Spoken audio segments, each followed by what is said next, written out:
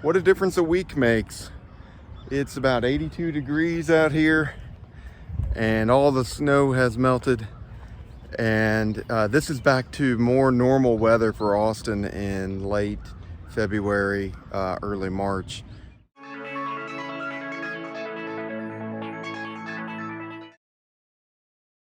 There's been a lot of conversation in the comments asking for details about my heating system, generators, and an update in general. So as you can tell, the weather's very different than it was 6 days ago. The last few days have been super sunny. It's been more typical, at least from my experience, for late February here in Austin. It's been in the high 70s Fahrenheit, even low 80s. I think today it's supposed to be 81. Yesterday was about 81 as well. So it's pretty warm and much more typical.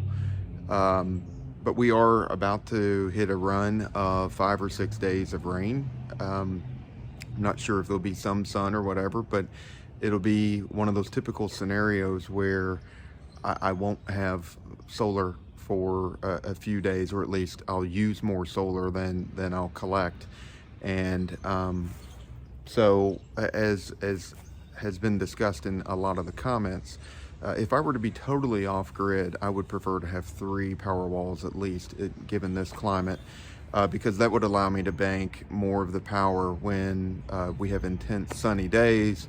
I'd be able to put it into the batteries, and then I wouldn't have to tap into the grid when when we have a long period without sun or with limited sun. If you look at the usage for this month, you'll see that I had huge peaks both before and at the end of the storm, including the day that I filmed this, of grid usage. And that's because the storm watch feature kicked in. And so before the storm hit on Sunday night, it started sucking down power from the grid, which I normally don't do. I try to avoid using the grid, of course. And then as you saw in the video on last Thursday, that I was trying to pull from the grid because I didn't know the grid had just come back up, and I wasn't sure how long it was going to be up. And so I was trying to get the battery as full as possible, so if it went back down, which the rumors were suggesting it might, I would have power to last however long I needed it, hopefully until sun would come. And actually the forecast was that the following days would have some sun, so I really just needed to make it a few hours on battery power. But if you look at the rest of the month, I was a net producer, and in fact I was off grid. And as the month has played out with the extra sun after that, I've produced even more, overproduced. So for the month I've pulled about 65 kilowatt hours from the grid, and I've pushed around 141 kilowatt hours to the grid. Now, as we saw last week, it all matters. Can you get the kilowatt hours when you need them to run your furnace? There have been some comments about generators and hooking them in. Presumably, if I were to add a generator in here, from what I understand from the Tesla documentation and some of the discussions, if we were to put a manual transfer switch or an automatic transfer switch onto the system here, that would enable us to have a gas or diesel powered generator and either power the house or charge the Powerwall with it. I'm not sure how that works exactly in practice. I haven't done it, and presumably it would need permanent wiring to enable it. But it is an intriguing feature, especially thinking about doing a system that's completely off grid for like a remote cabin or in the mountains or someplace like that. That would be a really handy feature to use. Another comment was talking about California wildfires, where you get tremendous amounts of smoke from the wildfires that block out the sun. Having a generator is key for that as well, to be able to have electricity even when there's significant smoke, and being able to charge your Powerwall. The grid's down, you're not getting much sun. A generator's key for that.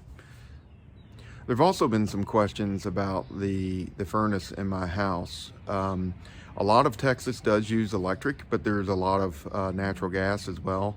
My house is a natural gas furnace, as much as I would rather it be all electric so it could be clean most of the time.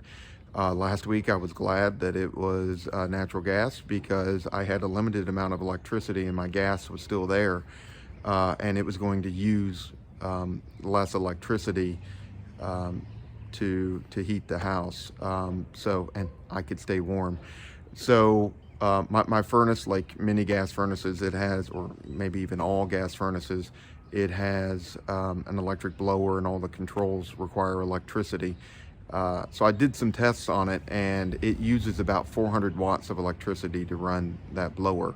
Now the test that I ran was just running the downstairs system, so it might be more to run the upstairs and downstairs at the same time, but I suspect it's probably not, because I have a single system where it's really just dampers that adjust the airflow between upstairs and downstairs. I think it's the same blower regardless.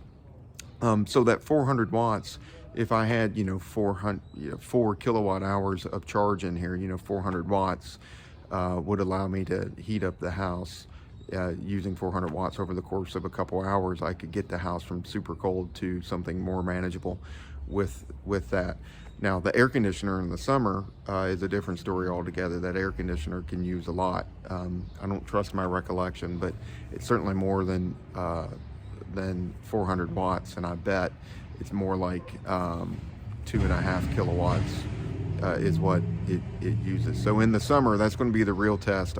I installed the additional 7 panels in August, so I haven't been through a full summer with the full set of panels that I have now. It's going to be a really interesting test to see how much electricity I'm using in the summer, and whether I can be completely off grid when it's 103, 104 outside. So I hope that I can be, but it's going to be a big challenge. Thanks for watching. Don't forget to leave me a comment, and also click like and subscribe, and so long for now.